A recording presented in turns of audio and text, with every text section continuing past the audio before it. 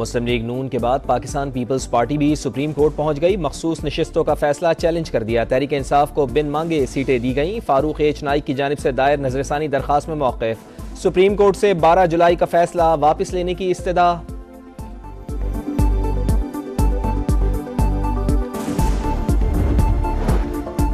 Election commission में PTI intra party इंतखाबात case की समाअत। बैरिस्टर गौहर ने दस्तावेजात जमा करवाने के लिए मोहलत मांग ली। कहा पुलिस मरकजी सेक्रेटेरिएट से तमाम दस्तावेजात उठाकर ले गई। हालिया इंट्रा पार्टी इंतखाबात पर ईसीपी का कोई एतराज नहीं आया। चंद तकनीकी और कानूनी सवालात का जवाब देंगे। केस की समाअत मुलतवी कर दी गई। मुल्की मईशत को ट्रैक पर लाने का मिशन। वजीर आजम ने मुल्की बरामदात को $60 अरब सालाना तक ले जाने का हदफ दे दिया। मियां शहबाज शरीफ की ज़ेर सदारत कौमी तरक्की बराए बरामदात बोर्ड का इजलास। वजारत तिजारत और मुतालिका इदारों को अमली इक़दामात की हिदायत। कहा गुज़िश्ता माली साल मुल्की बरामदात $30 अरब से ज़ायद रहीं। IT एक्सपोर्ट्स $3.2 अरब से बढ़ना खुशाइन है। बरामद कुनंदगान के मसाइल को 2 हफ्ते में हल करके रिपोर्ट पेश की जाए।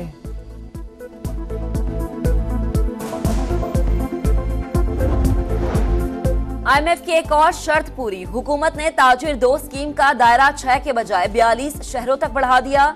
रजिस्टर्ड ताजिरों से 100 से लेकर 20,000 रुपए तक माहाना एडवांस टैक्स वसूल किया जाएगा। FBR के मुताबिक टैक्स का तयन दुकानों की फेयर मार्केट वैल्यू के हिसाब से होगा। पंजाब में मानसून का चौथा स्पेल। लाहौर में बादल जमकर बरसे। वक्फे से बारिश का सिलसिला जारी। गर्मी की छुट्टी हो गई। सबसे ज्यादा बारिश गुलशन रावी में 45 मिलीमीटर रिकॉर्ड। गुजरात में 1 घंटे की बारिश से सड़कें तालाब बन गईं। सरगोदा, शकरगढ़ और झेलुम समेत कई शहरों में बरसात। पंजाब भर में 25 जुलाई तक बारिशों का स्पेल जारी रहने की पेशगोई। इस्लामाबाद और रावलपिंडी में भी जल थल एक। दिन भर बारिश का सिलसिला जारी रहने का इम्कान।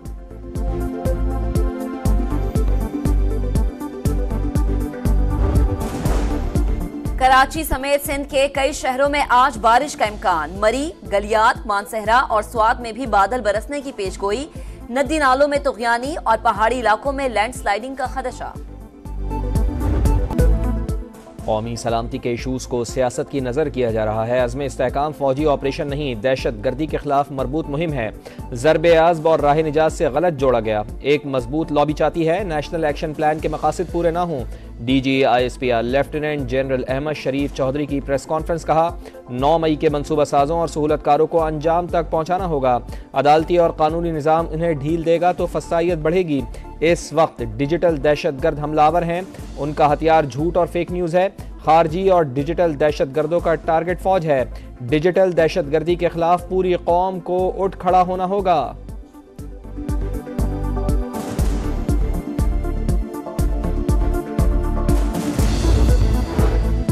बनू अमन मार्च में मनफी सोच वाले मखसूस अनासिर शामिल थे। रियासत और फौज के खिलाफ नारेबाजी की गई। मुसल्लह अफराद ने गोलियां बरसाईं। सरकारी गोदाम को भी लूटा गया। अमनो अमान सूबाई हुकूमत और इंतजामिया की जिम्मेदारी है, फौज की नहीं। समझ नहीं आता सियासी जमात अपनी ही सूबाई हुकूमत के खिलाफ क्यों एहतजाज करा रही है। तर्जुमान पाक फौज का कहना है DI खान में लेडी हेल्थ वर्कर्स और बच्चों को दहशतगर्दों ने शहीद किया, वहां भी मार्च करें। वज़ीर आला खैबर पख्तूनख्वा ने बनू की सूरत हाल पर एपेक्स कमेटी का इजलास जुमेरात को तलब कर लिया। सूबे में अमन अमान की बहाली के लिए पॉलिसी बनाई जाएगी। बैरिस्टर सैफ के मुताबिक अमन कमेटी मेंबरान के साथ खुशगवार माहौल में मुलाकात हुई।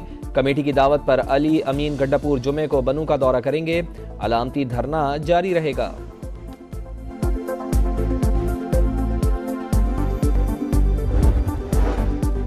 तुर्कमानिस्तान के वजीर खारजा अहम दौरे पर पाकिस्तान पहुंच गए। नायब वजीर आजम इसहाक डार ने इस्तकबाल किया।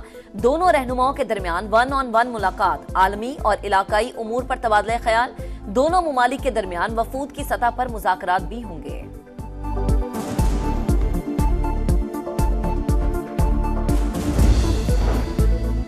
पाकिस्तान स्टॉक एक्सचेंज में 2 रोज की मंदी के बाद तेजी। 100 इंडेक्स में 862 पॉइंट्स का इजाफा। 79,000 पॉइंट्स की हद बहाल हो गई।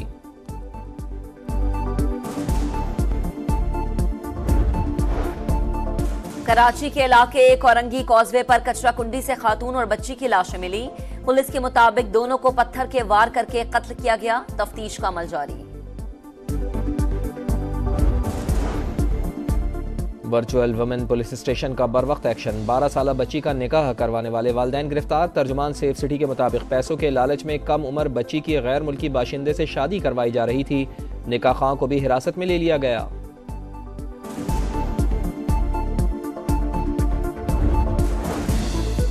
बांग्लादेश में कोटा सिस्टम के खिलाफ एहतजाज जारी। तलबा का अल्टीमेटम खत्म होने में 24 घंटे रह गए।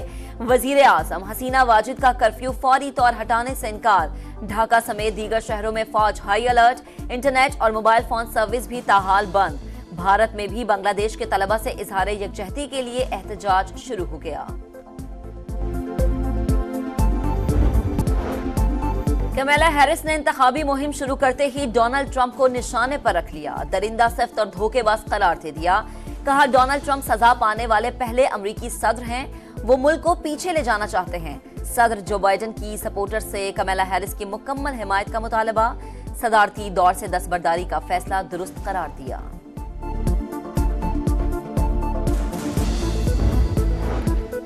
अमरीकी सीक्रेट सर्विस ने ट्रंप पर हमला रोकने में नाकामी का इतराफ कर लिया। डायरेक्टर का हाउस कमेटी के सामने बयान रिकॉर्ड। कहा 13 जुलाई को कौमी रहनुमाओं को सिक्योरिटी फराहम करने की जिम्मेदारी निभाने में नाकाम रहे। कोशिश है कि दोबारा ऐसा वाकया पेश न आए।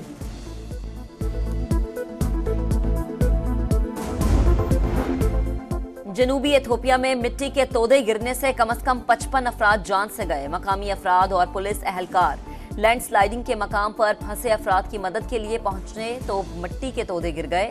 इमदादी कार्रवाइयां जारी। विमेंस एशिया कप में टाइटल की जंग। आज पाकिस्तान का यूएई से मुकाबला। कौमी टीम ने अब तक 1 मैच जीता, 1 हारा। ग्रुप में दूसरा नंबर।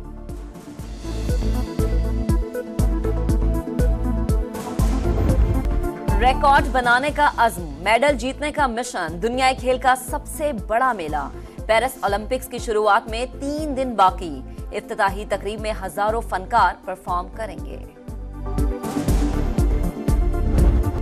करियर का यादगार आगाज। स्कॉटलैंड के बॉलर ने तारीख रकम कर दी। ओमान के खिलाफ 21 रन देकर 7 विकेटें। स्कॉटिश बॉलर ने वनडे डेब्यू में बेहतरीन बॉलिंग का रिकॉर्ड कायम कर दिया। और सयाहत करने निकले, खौफ और दहशत के घेरे में आ गए। Horror film Speak No Evil का ट्रेलर जारी। फिल्म 13 सितंबर को रिलीज होगी। और सयाहत करने निकले, खौफ और दहशत के घेरे में आ गए। Horror film Speak No Evil का ट्रेलर जारी। फिल्म 13 सितंबर को रिलीज होगी।